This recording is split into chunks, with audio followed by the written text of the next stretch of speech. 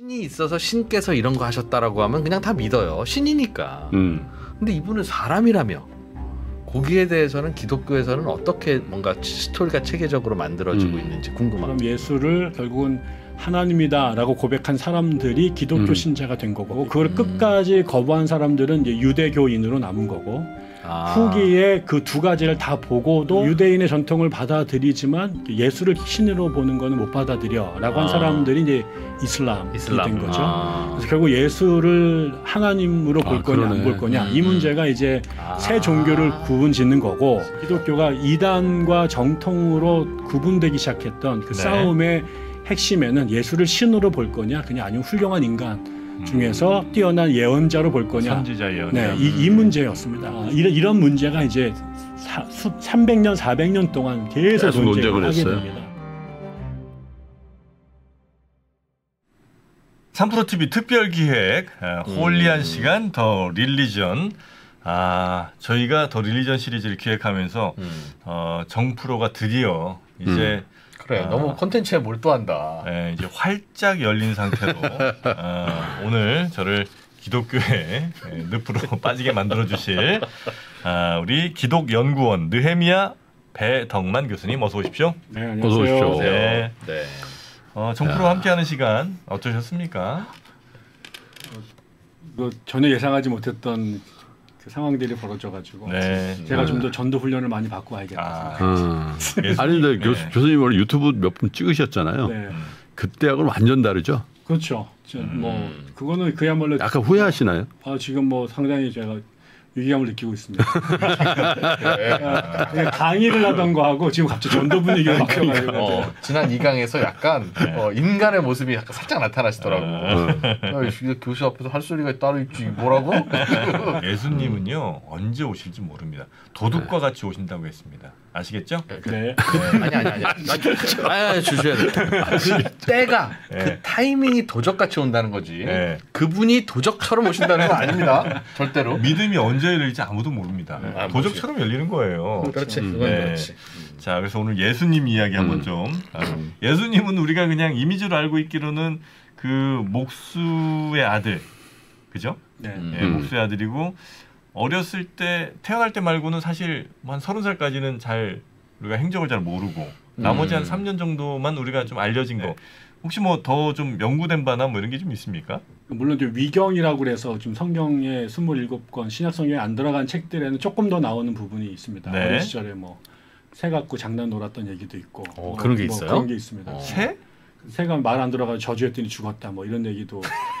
그래서 이제 이건 성경 집어넣기 못 들어가게 뭐 이런 것도 있긴 한데 그 대체적으로는 지금도 미스테리죠. 기록에 남아 있는 게 별로 없기 때문에 지금 뭐 말씀하신 그런 부분이 예수의 30년의 생애는 성경에 나와 있는 몇몇 에피소드들 제외하고는 뭐 적어도 20대는 어떻게 지냈는지 거의 모르고요. 그렇죠. 우리가 그럼 이미지로 많이 봤던 이렇게 굉장히 마르고 좀 서양 영화 배우 같은. 그렇죠. 그 모습은 예수하고 아무런 상관이 없습니다. 대체로 아니라고들 대체로 아닌 거죠? 네네. 정확할 리가 없지. 지금 우리가 알고 있는 많이 그 금발의 그 파란 눈을 가진 높은 코에 거는 제가 알기로는 2차 세계 대전 때 미국에서 그 군대에 보급했던. 그런 거예요? 그때부터 나온 거예요? 네, 거기에 왔었던 그 백인이죠. 근데 예수님은 유대인이잖아요. 유대인은 그런 모양을 안 하죠. 그래서 실제로 예수의 역사적인 모습하고는 전혀 상관없는. 그래서 뭐 인터넷에 한번 쳐본 적이 있었거든. 그래서 이 고증과 그때 당시의 어떤 영양 상태와 뭐 이런 걸 해서 뭐 그 성경에 나오는 예수님의 식용 뭐 이런 걸 했을 때 약간 똥통하셨을 것이다. 그렇죠. 수염도 까맣게 있고, 얼굴도 까무잡잡하고. 요즘에 중군동 그렇죠. 그 미들이스트 그런 동네. 비만 정도로 어떻게 추측하고 약간 통통하셨을 거라고. 그거는 내 생각에는 뭐 확진하기는 어려워요. 잘 드셨다. 그 당시에 아마 일반적인 유대인의 모습하고 뭐 크게 다르지 않았을 것이라고. 그 중세 시대나 아니면 뭐 좀 근대쯤에 그렸던 뭐 예수님 그린 그림들이 좀 있으니까.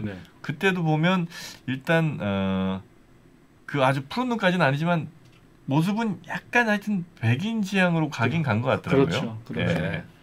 그래서 사실 제가 이제 그 유학 중에 한 세미나가 있었는데 아메리칸 지저스라는 세미나였는데 미국에 들어와 있는 인종들이 다 세계 각국에서 들어왔잖아요.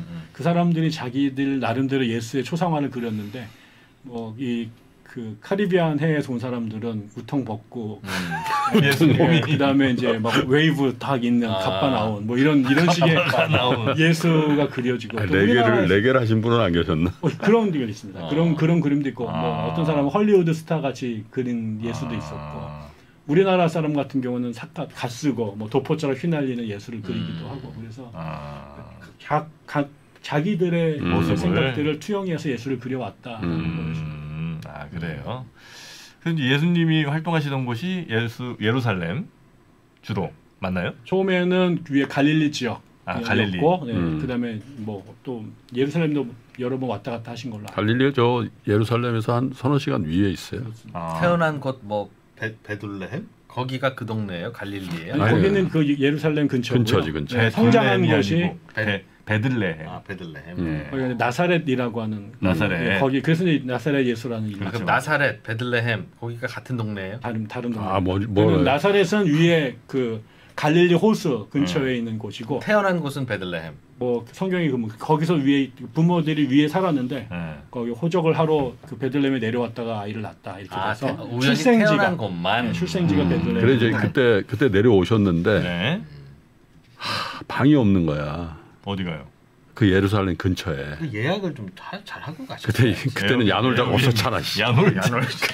그래가지고 만실이야. 그래 돈도 별로 없고 그래가지고 마구간. 그 말구유. 거기에 이제 내가 거기 가봤잖아. 거기 말고요. 그 교회가 있어. 다른 데로 가. 근데 기독교는 성지순례라는 게 아주 그렇게 막 그 무슬림들처럼 중요한 일은 아니죠.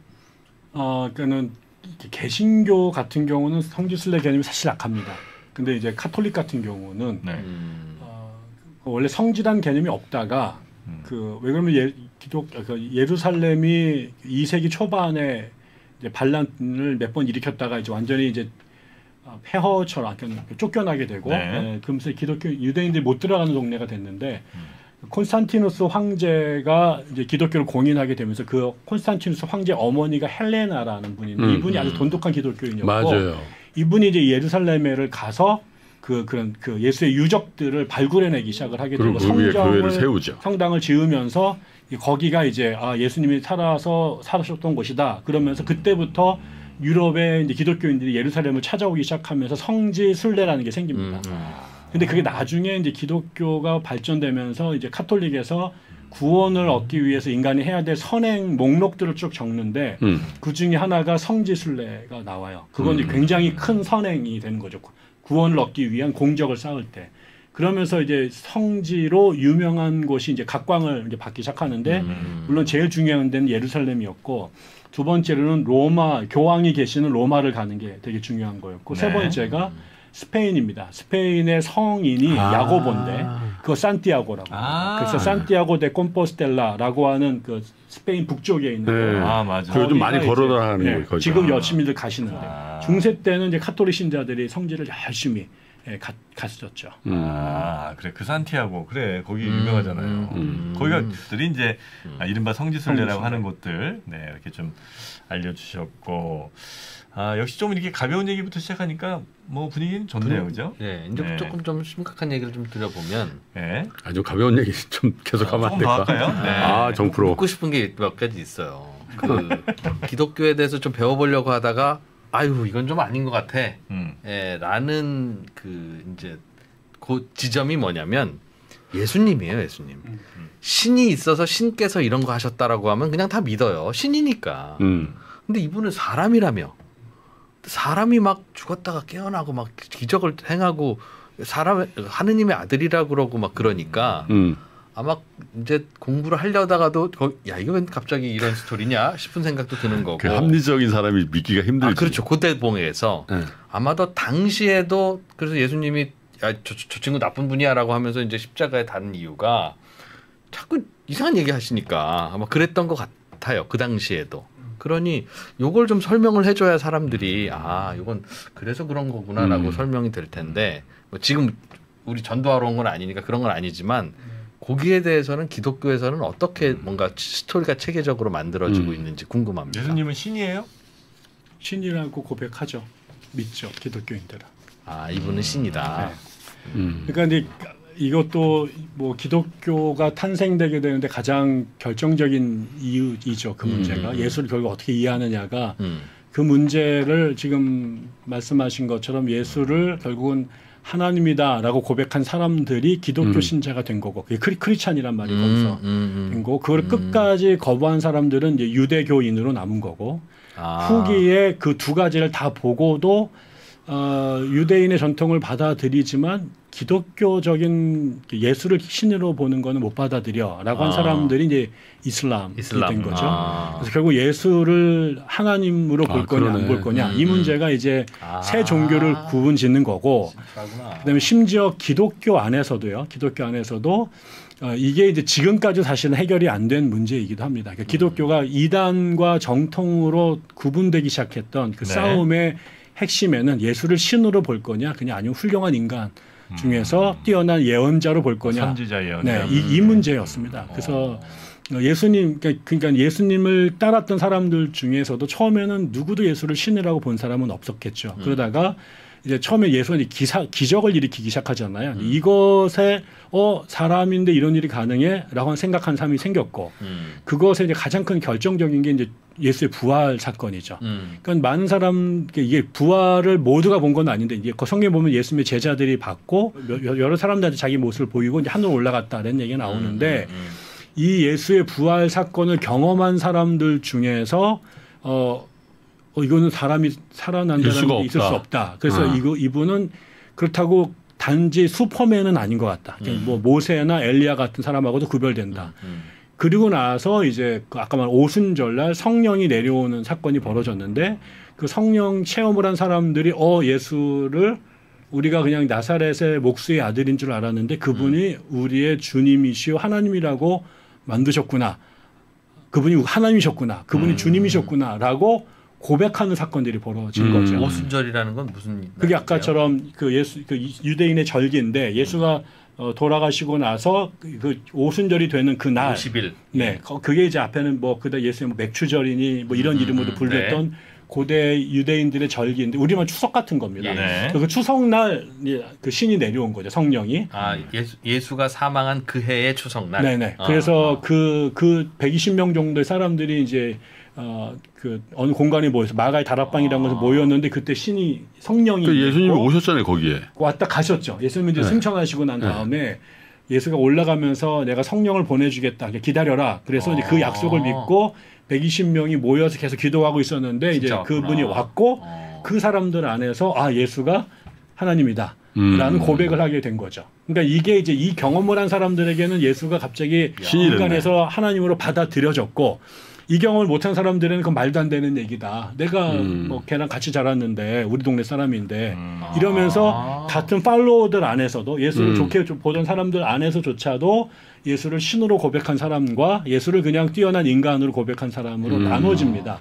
이게 이제 그 안에서 갈등을 일으키게 되고 그래서 이제 예수님을 그 당시에 믿었던 사람들 중에서도 또 그것뿐만 아니라 그 당시에 뭐 영지주의라고 하는 그다음 그리스의 철학 이런 거 영향받은 사람이 예수를 해석을 하기 시작하는데 예수를 사람으로 볼 거냐 아니면은 신으로 볼 거냐 이런 문제가 이제 300년 400년 동안 계속 논쟁을 하게 됩니다. 영지주의는 뭡니까? 영지주의는 이제 그 고대 근동의 이제 여러 철학들과 사상이 결합된 종교인데 일종의 플라톤의 이원론에 근거해서요.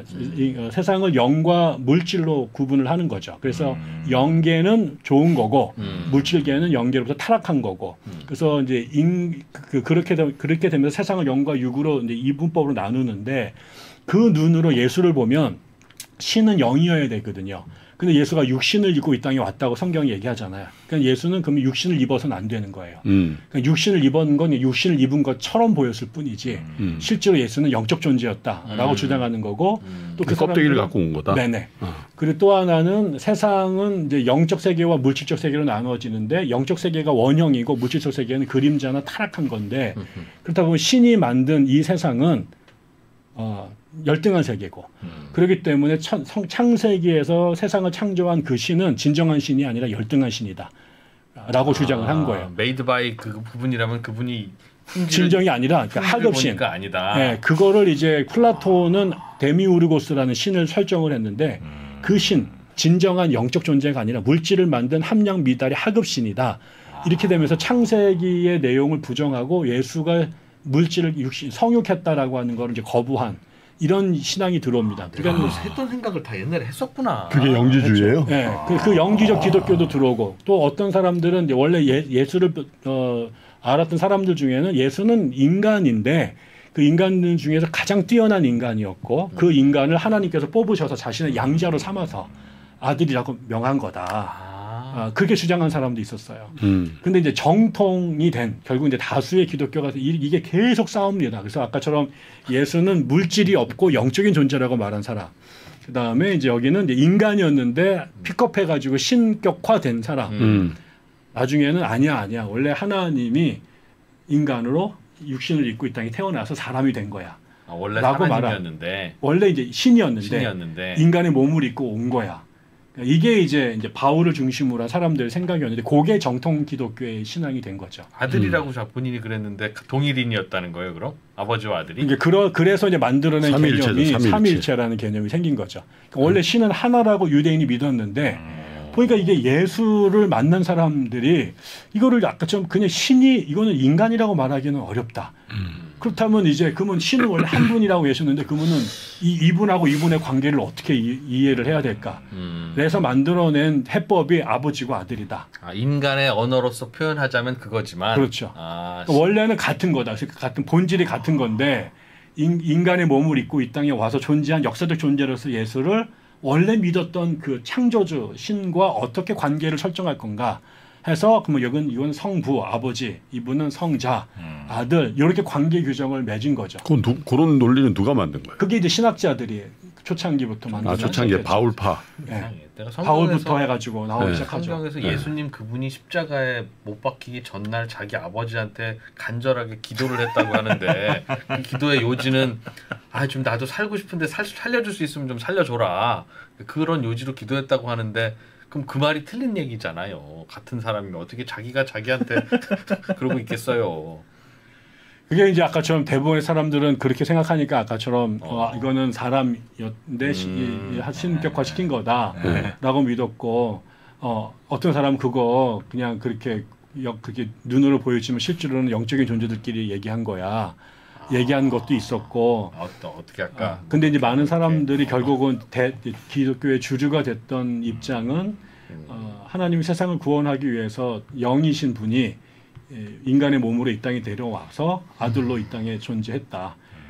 그런데 오랜 이제 유대인들의 그 오랜 그 전통이나 기대 중에 인자 사람의 아들이라는 꿈이 있었어요. 그게 이제 다니엘서나 이런 거 보면 나중에 묵시록으로 미래의 구원자가 오는데 그 사람을 이제 인자 사람의 아들이라고 부르는데 그 의미도 이제 되게 논쟁이 많은 된 거지만 예수가 자기를 이제 사람의 아들 인자라고도 부르고 또 어디서는 또 신의 아들이라고도 말하고 이렇게 한 구절들이 있죠. 그래서 결국 그런 것을 차용해서 그러면 이제 저분과 이분의 관계를 그렇게 설정을 하자. 그래서 아버지와 아들.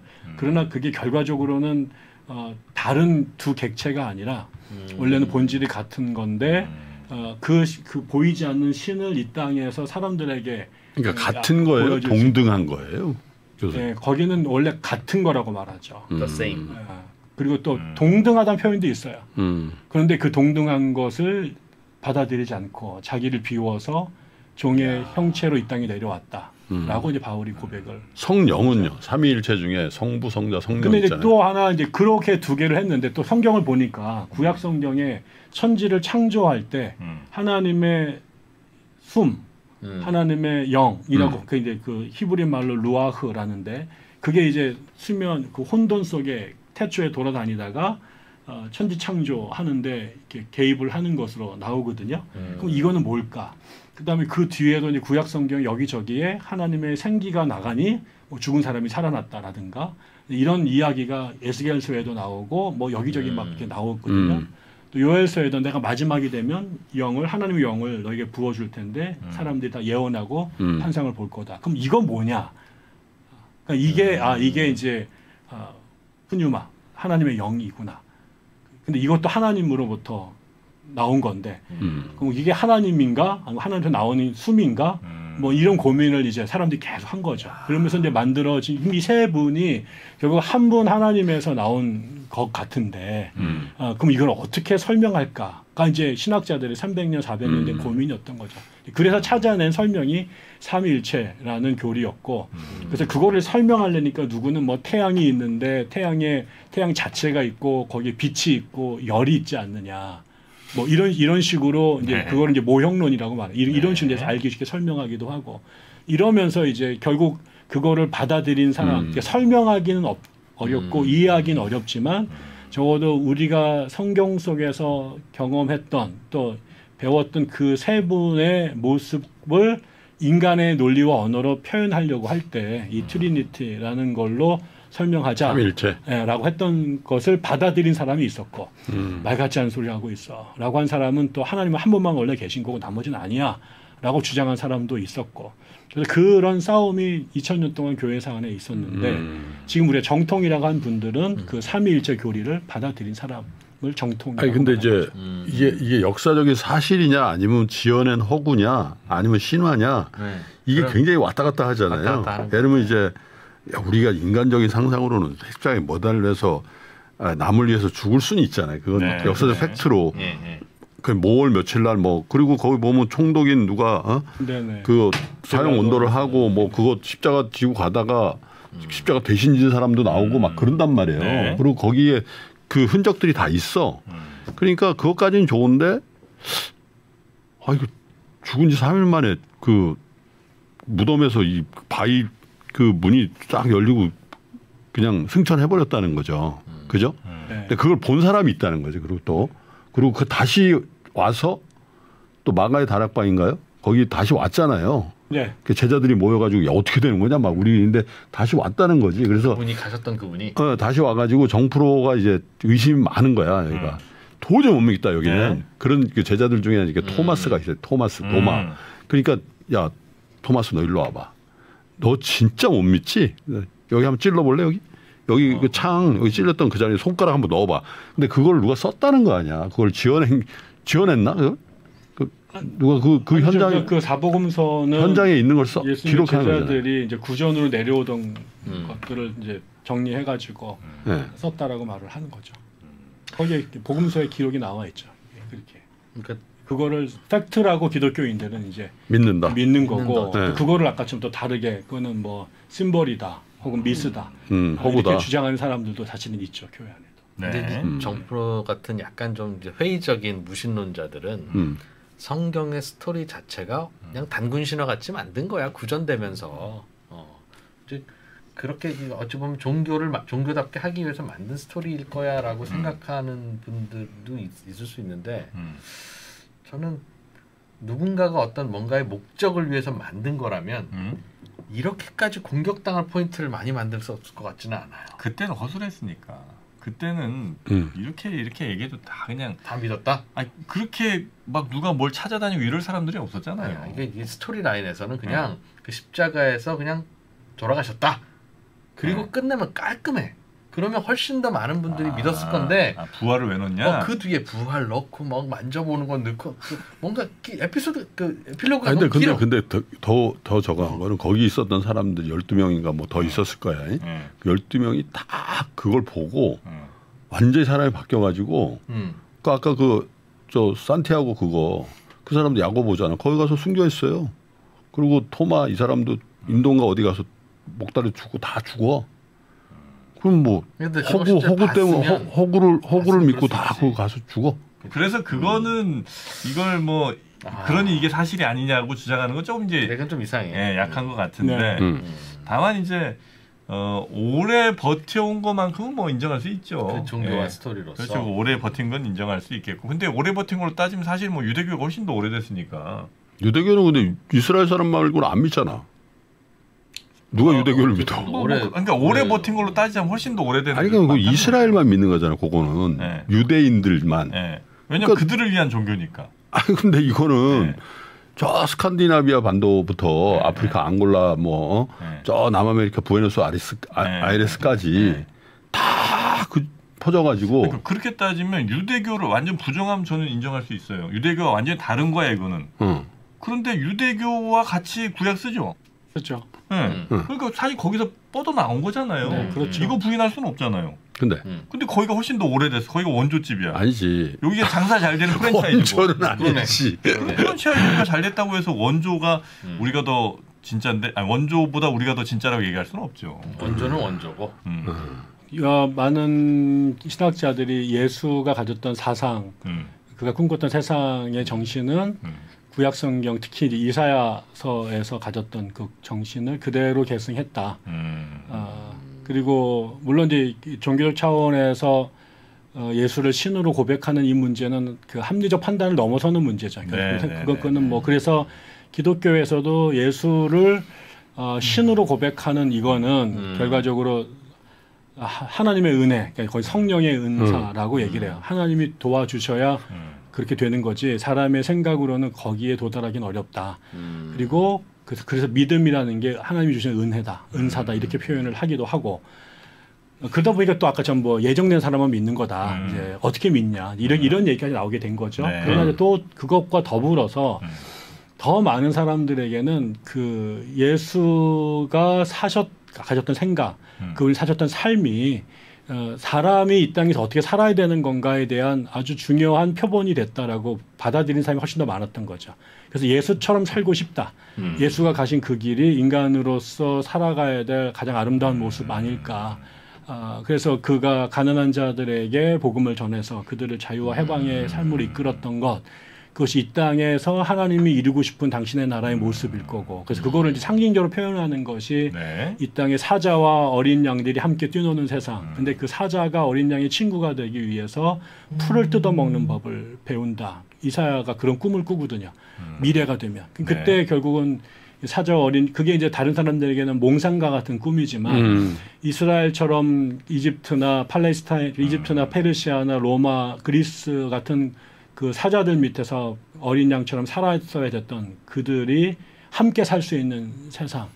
그러기 위해서 제국의 권세자들이 스스로 이 약소민족들의 벗이 되는 그런 세상이 올 거다. 언제 하나님께서 이 땅에. 그런데 지금 많이 그 세상의 그 인식은 그런 거하고는 전혀 반대쪽에 있는 걸로 그렇죠. 인식이 많이 되네. 그렇지만 그런 오히려 기성에 뭐가 지키려는 그런.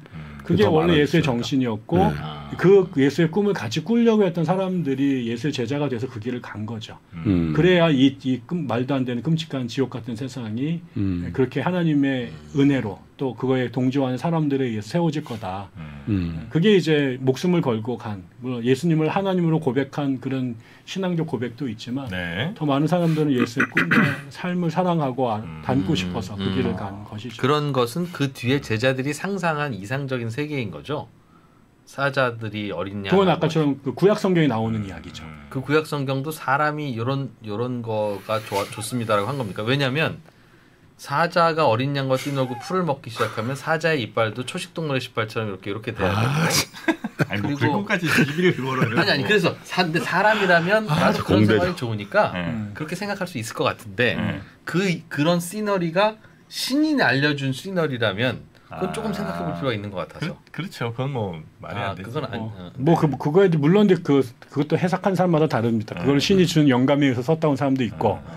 이스라엘 사람들이 역사적 경험을 그렇게 문학적으로 표현했다고 말한 것도 있고. 그렇지만 이스라엘 사람들이 오랫동안 꿈꾸었던 세상이 그런 세상이었던 거죠.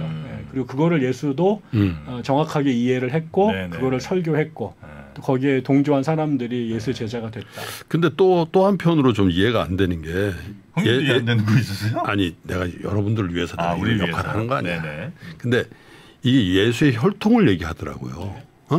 다윗의 자손이라는 거야. 그러니까 이스라엘 역사의 가장 영광스러운 시대를 장식한 왕이 데이빗이거든. 통일하고 막 그런 거 아니야. 혈통은 그냥 하나님 혈통 아니야? 아니. 근데 진짜 그 혈통, 그러니까 다윗의 아들의 쫙 해보면 예수가 나온다. 그렇게 얘기하잖아요. 성경에 써 있죠, 이렇게. 성경이 써 있어. 그래요? 그럼 안 되는 거 아니에요? 안 되잖아. 아니 다윗의 적통이야. 쫙. 다윗의 적통이 그 나사렛의 목수예요? 응. 요셉? 응. 그 요셉의 아들이야. 그럼 다윗의 그거 몰랐니? 다윗의 아들이라 그러면 요셉이 나와. 이건 안 되지. 네. 요셉의 아들이 예수야. 그래서 내가 아니 그렇게 되면 요셉을 아빠로 맞이해야 될 거 아니에요? 그렇지. 성령으로 잉태해. 나의 아버지는 하느님이 아니고 요셉이지 그럼. 그렇지. 매우 중요한 지적이에요. 네.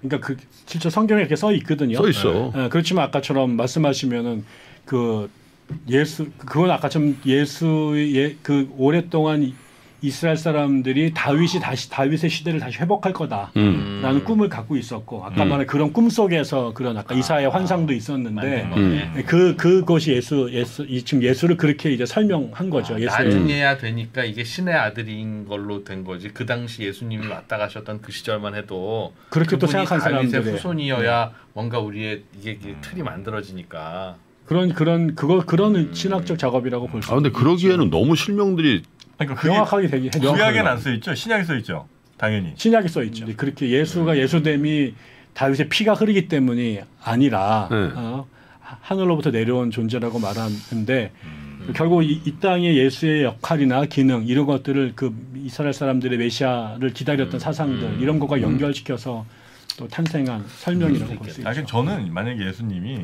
정말 뭐 적통이 어떻게 됐든 간에 굉장히 사실은 전 적통도 아니었으면 좋겠어요. 왜냐하면 그런 적통, 인간적인 의미의 그런 적통이 사실 무슨 의미가 있습니까? 꼭 그 피를 받아야 훌륭한 사람이 되고 위인이 되는 거 아니잖아요. 그러니까 차라리 그냥 그런 적통 아니었으면 좋겠고 오히려 만약에 그 훌륭한 삶으로 인해서 많은 사람들이 감동을 받고 그래서 그 삶을 따라가자고 많은 사람들이 감화가 된 그런 훌륭한 분이라면 저는 차라리 더 받아들이기가 쉬울 것 같아. 그래서 믿는다기보다 그 삶을 따라갈 수도 있을 것 같아요. 근데 이제 마치 그 부처님처럼 부다는 그냥 훌륭한 삶을 사신 거잖아요. 그 스스로 난 신이다 이런 얘기 한 번도 안 했잖아요. 그러니까 그렇게 가면 오케이 뭐 그 삶을 내가 한번 비슷하게 흉내라도 내보자 뭐 이럴 수는 있을 것 같은데 예수님은 이제 완전히 인간이 아닌 분이신 거 아니겠습니까? 인간의 형태를 하셨지만 근데 기독교에서는 예수님이 완전한 신이지만 또 완전한 인간이다라고 고백을 하죠. 그러니까 적어도 이 땅에 살 때는 인간으로 철저하게 인간으로 사셨고 그분의 기원은 신이겠지만 적어도 그래서 그 이론을 보통 케노시스라고 말하는데 자기를 비웠다라고 할 때 적어도 이 땅에서는 신성을 다 내려놓고 철저히 사람으로 살았다라는 고백을 하죠. 아까 말씀드렸지만 그것도 아까처럼 입장이 여러 개가 있습니다. 예수를 끝까지 사람으로만 인정하려고 하는 기독교도 있고, 그럼요. 기독교 내에서도 것 같아요. 그러니까. 그리고 이제 또 철저하게 삼위일체를 안 믿는 거네. 그렇죠. 그래서 이제 정통에서 이단이라고 말하고 이제 이단 되는 거고. 사람의 아들이다. 그게 대표적인 게 이제 그 유니테리안이라는 종교고 우리나라는 없어요. 그러니까 트리니티에 반대해서 유니테리안이라는 거고 유일신. 여호와 증인도 삼위일체를 인정하지 않죠. 예수를 인간으로 보죠. 그래서 이단이 되는 그런 그룹들이 또 계속 있었습니다. 아주 끈질기게 계속. 그러니까 성경이라고 하는 게 사람이 쓴 이야기와 글이다 보니 자신의 판단을 당연히 넣을 수밖에 없고 자기가 보기에 논리적인 합당함을 위해서는 비어있는 조각을 채워 넣기도 할 거고 뭐 망각에 의해서 달라질 수도 있는 게 너무 자연스럽잖아요. 그러니 당연히 성경에 있는 것들을 맞춰보면 여기저기 모순이 발견되는 것도 어찌 보면 자연스럽고 모순이 발견된다는 것 자체가 누군가가 일률적으로 각색하지 않았음을 보여주는 방증이기도 하잖아요. 그런데 또 이제 기독교에서는 그 성경의 완전 무결함을 또 전제하는 것 같아서 거기에 대한 그 고민은 없습니까? 거기도 있죠. 그러니까는 그 성경이 1.1획도 틀림이 없다. 뭐 역사적으로나 종교적으로나 과학적으로 무호하다라고 주장하는 것을 보통 성서 무호설, 성경 무호설이라고 하는데 무류. 그거가 보통 이제 근본주의자들이라고 하는 분들이 갖고 있는 세상인데 그렇게 생각하지 않는 신자들, 학자들도 매우 많습니다. 특별히 이제 19세기부터 이제 그 문학을 비평하던 방법을 성경으로 그걸 이제 성경을 연구하기 시작했죠. 그게 성서 비평학이라고 하는데. 보니까 아까처럼 역사적인 관점에서 객관적으로 성경을 보니까 이게 앞뒤 뭐 안 맞는 얘기도 있고 사람이 갖다 집어넣은 것 같은 내용도 있고 그러면서 이제 그 기술이 굉장히 발달을 하게 되죠. 그래서 그분들은 결국 성경이라고 하는 게 다양한 예수의 이야기들이 합종 연행을 하면서 다양한 저자들에 의해서 엮여진 이야기다라고 이제 주장을 하면서 어디서 어떤 글들이 섞였는지 뭐 이걸 아주 분석하는 학자들이 되게 많이 있어요. 그 사람들에게는 이거는 뭐 탁월한 종교 문헌이긴 하지만 뭐 완전 뭐 역사적으로나 지리적으로 말이 안 되는 혹은 오류 용납 못하는 부분도 많다라고 인정하는 부분도 있어서 그 성경에 대한 입장도 신앙의 스펙트럼에 따라서 아주 왼쪽부터 오른쪽까지 다양하게 있죠. 저희가 확실히 이 개신교 뭐 이쪽에 대해서는 그 들은 바들이 조금 더 있다 보니까 이것 좀 여쭤볼 게 좀 많은 것 같은데 잘못 든 게 많았네. 네. 나에게 좀 잘못 가르쳐 주신 목사님들이 꽤 많았어요. 네. 그래서 우리가 좀 제대로 좀 배웠으면 나는 달라졌을 거야. 교회를 1년 이상 가본 적 있어요? 저요? 1년이라고 하면 충분히 그렇긴 되죠. 왜냐면 이제 일단 고등학교 자체가 미션 스쿨이었어요. 미션 스쿨. 네. 그래서 뭐 맨날 목회 시간도 있고 뭐 이렇게 했었는데 미션스쿨 나온 그 사람들 중에 기독교에 대해서 되게 반대하는 사람들이 많아. 아 그렇겠죠. 네. 미션스쿨 선생님이 왜 이렇게 때리냐. 맞아.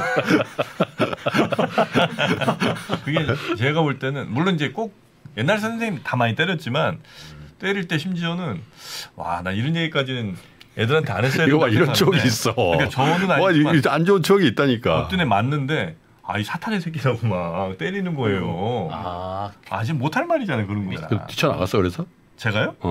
아니요. 저는 그냥 선생님 그러면 어떡합니까 이렇게 안 했어? 뒤에서 킥킥 웃고 있었기 때문에 제 사탄의 새끼네 뭐 이러면서. 네, 근데 이제 지나고 보니 참 조금 심하지 않나 생각했다는 거죠. 네, 그래서 우리 교수님께 앞으로도 기독교 얘기는 워낙 또 여쭤볼 게 많고 앞으로도 또 좀 시간 내서 좀 모시고 교수님의 좀 기독교에 대한 이야기 좀 더 들어보면 어떨까 싶습니다. 어떠십니까? 요런 분위기에서 그 기독교를 논하고 예수님을 논한 적이 있으십니까? 아니 없어요. 처음이시죠? 나가면은 아마 댓글이 장난이 아닐 거예요. 네? 아주 홀리한 분 계시고요. 어중간한 전략적인 분 계시고 저는 뭐 굉장히 모난 친구 하나 있습니다. 대체로는 감히 이런 질문들은 잘 안 하는 그런 쪽 분위기가 많은가요? 그렇죠. 공적으로는. 그러니까 사실은 이제 갖고 계신 질문들을 저도 평생 하고 자랐고 이해는 하시죠? 이런 질문을 그럼 저도 그 질문 신학교에서 했으니까 그래. 아까 저도 뭐 비슷하게 마귀 새끼 비슷한 얘기를 듣기도 하셨어요? 했으니까 그 학교가 그렇다니까 그런 질문들을 하죠. 하는데 이제 아까처럼 많은 부분들은 설명이 안 되는, 그러니까 적어도 논리적으로 앞뒤가 명료하게 설명할 수 없는 부분들이 기독교 교리 중에 되게 많기 때문에 그래서 저도 사실은 신학교를 가기로 했다가 오래 뒤로 돌다가 간 케이스도 있고. 그래서 왜 그러세요? 그 얘기 좀 해볼게요. 그 왜 이렇게 계속 하시다가 계속 하다가 가신 이유는 뭐예요? 저는 이제 두 가지인데 뭐 약간 비슷한 신체험을 한 거죠. 하나님이 계시구나 라는 거를 나는 이제 승인할 수밖에 없는 이분이 내 삶에 개입하고 계시구나. 어떤 사건을 통해서? 그 좀 얘기 좀 안 돼요? 다들 그렇게 그런 얘기 있었다고만 하고 스토리를 얘기를 안 해줘. 한번 얘기해 주세요. 공유하시면 좋을 것 같아요. 비밀스러운 일일 수 있으니까. 아니야. 뭔지 좀 알고 싶어. 그러니까 제가 완전 그렇게 극단에 가가지고 교회에서 못된 짓 많이 하고 이제 뭐 그러고 있었을 때 이런 시절이 있었구나. 저도 주도적으로 그런 일을 하던 시절이 있었어요. 그랬는데 하신 얘기가 제가 이해가 되는 건데. 이제 아주 제가 믿음이 이렇게 신앙이 바닥이 되고 저는 또 종교학과 다녔거든요. 그러니까 종교학과 다녔기 때문에 객관적으로 또 보고 그런 것들이 또 다 부서지고 막 선생님들이 막 하시면 내가 아무도 답을 못 하고 저런 거였구나 뭐 이렇게 돼서 있는데 저는 개인적으로 그때 아주 여러 가지 그 집안이나 그런 상태에서 이제 집회를 갔는데 제가 완전히 이렇게 섞이지 못하고 너무 잘 믿고 그렇겠지. 저만 이제 안 믿는 사람이 어쩔 수 없이 거기 가 있었던 상태인데 불을 끈 상태였어요. 불을 끄고 이제 다 기도하고 이제 끝나고 갈 건데 이렇게 언제 끝나나 이거 눈 감고 있었거든요. 누가 옆에 있어요. 내 옆에. 근데 이게 깜깜하고 불이 끌 때 누가 있는지 볼 수가 없는 건데 얼굴이 보여요. 이분 얼굴이. 거기서 있는데. 아 저쪽으로 안 쳐다봤는데 이분 얼굴이 보여요. 내 앞에. 근데 우세요 나를 보고. 아 덕만아 그러면서. 언제까지 그럴래?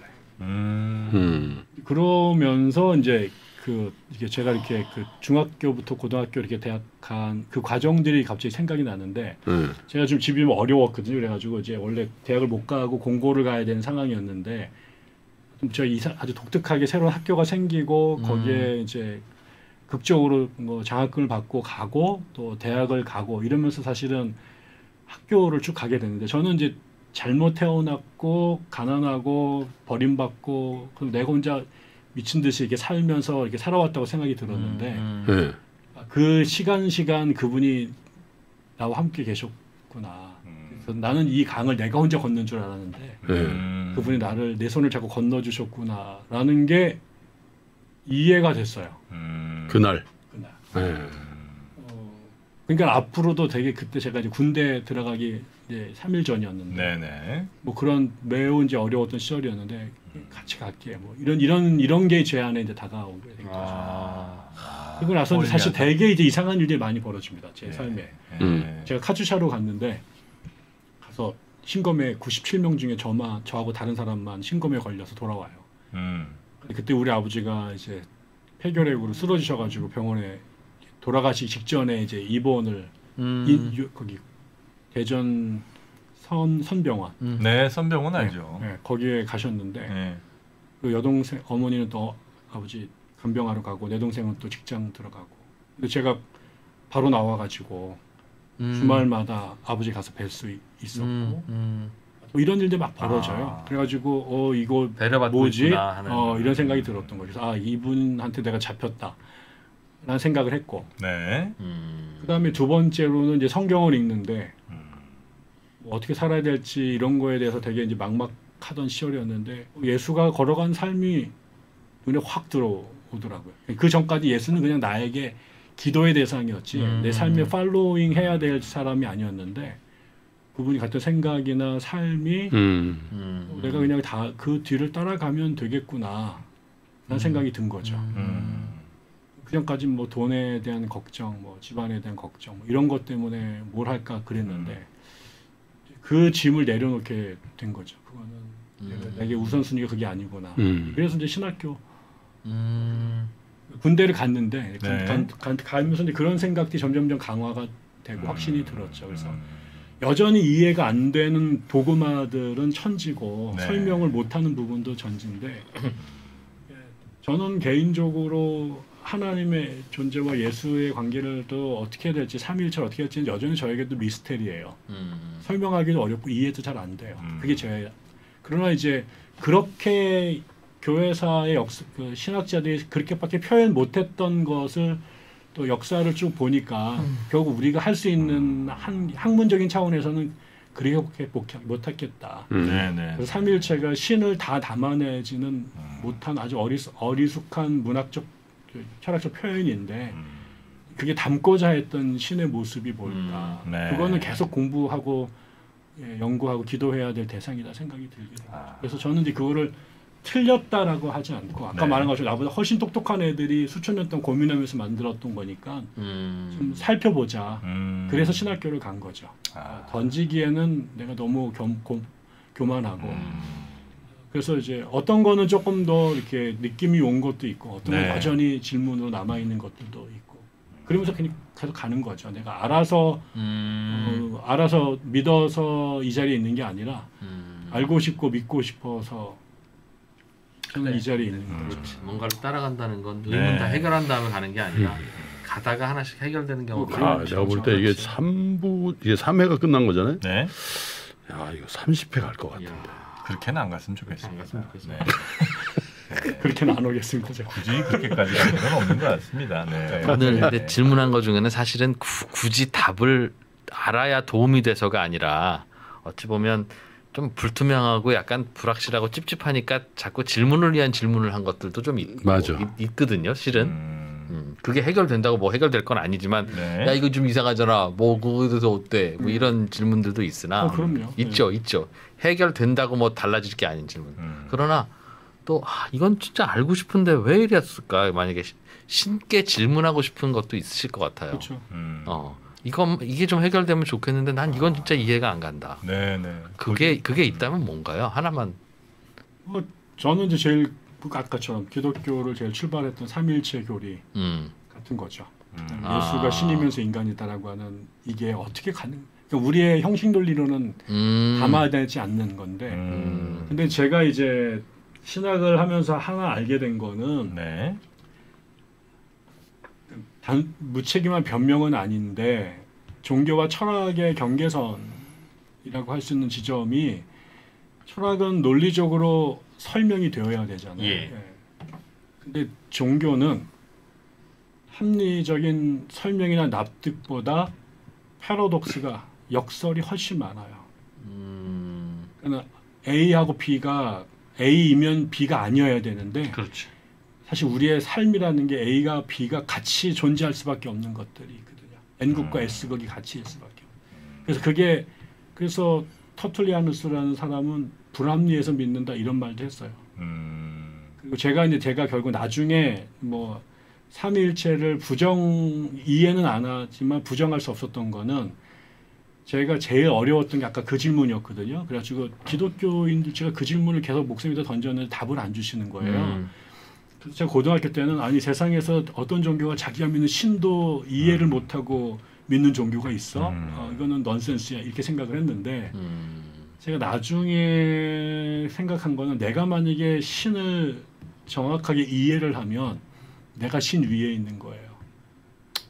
신은 영원히 불가지론이어야 돼. 내 인식론적인 능력으로 유한한 내가 무한을 포착하는 순간 내 안에 들어와 있는 그 무한은 다시 유한으로 환원된 신이거든요.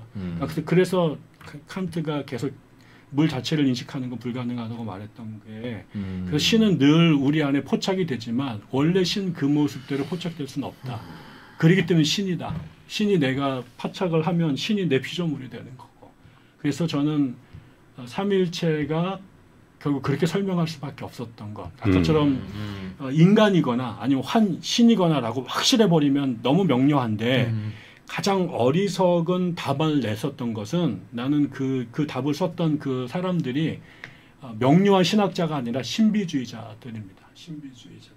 그래서 그런 상징의 언어로 신의 이야기를 유한한 인간의 논리와 언어를 담아낼 수밖에 없었던 것. 그리고 거기서 나오는 말도 안 되는 역설과 모순을 알면서도 그렇게 설명을 했던 것이 저는 인간의 되게 그 경건이라고 생각이 들었어요. 네. 겸손이고. 그래서 저는 그게 오히려 지금 더 명확한 논리적 설명보다 하나님에 대한 인간의 훨씬 더 정직한 그 자기 고백이다 생각이 들어서 저도 동의는 잘 안 되고 설명도 안 되지만 그걸 버리기에는 그렇게 함부로 할 수 있는 건 아니라는 생각이 들어요.